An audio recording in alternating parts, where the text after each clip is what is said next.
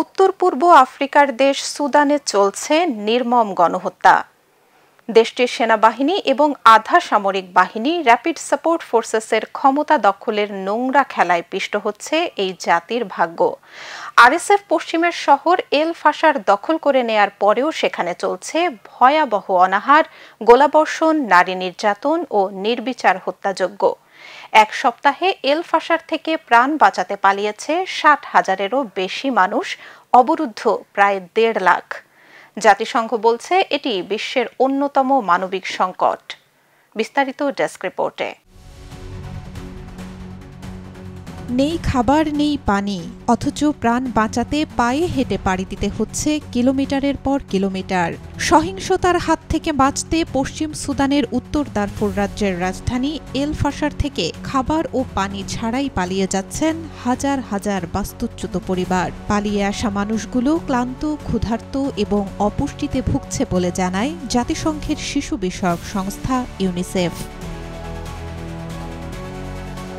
২০২৩ সালের এপ্রিল থেকে সুদানের সেনাবাহিনী ও আধা সামরিক বাহিনী র্যাপিড সাপোর্ট ফোর্সেসের মধ্যে চলছে সংঘাত। গত রোববার দারফুরের রাজধানী এল ফাশার দখল করে নেয় আরএসএফ। দখলের পর থেকেই সেখানে ঘটছে নির্বিচার গণহত্যা, যৌন সহিংসতা, সাহায্যকর্মীদের ওপর আক্রমণ, লুটপাট ও অপহরণের মতো ভয়াবহ ঘটনা। ক্ষমতার দ্বন্দ্বে এখন পর্যন্ত নিহত হয়েছে ১,৫০,০০০-এর বেশি মানুষ, বাস্তুচ্যুত ১,২০,০০,০০০-এরও বেশি।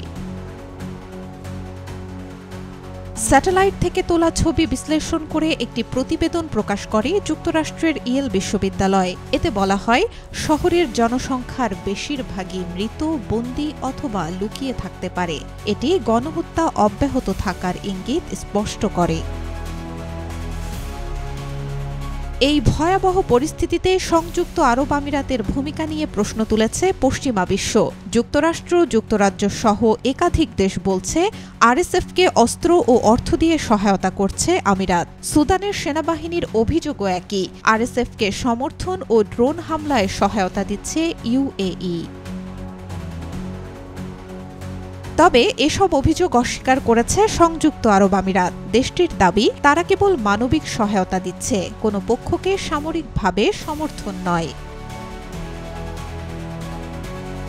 সুদান এখন বিশ্বের সবচেয়ে ভয়াবহ মানবিক সংকটের কেন্দ্রস্থল, যেখানে সহায়তা না বাড়ালে অনাহারে মারা যেতে পারে লক্ষাধিক মানুষ।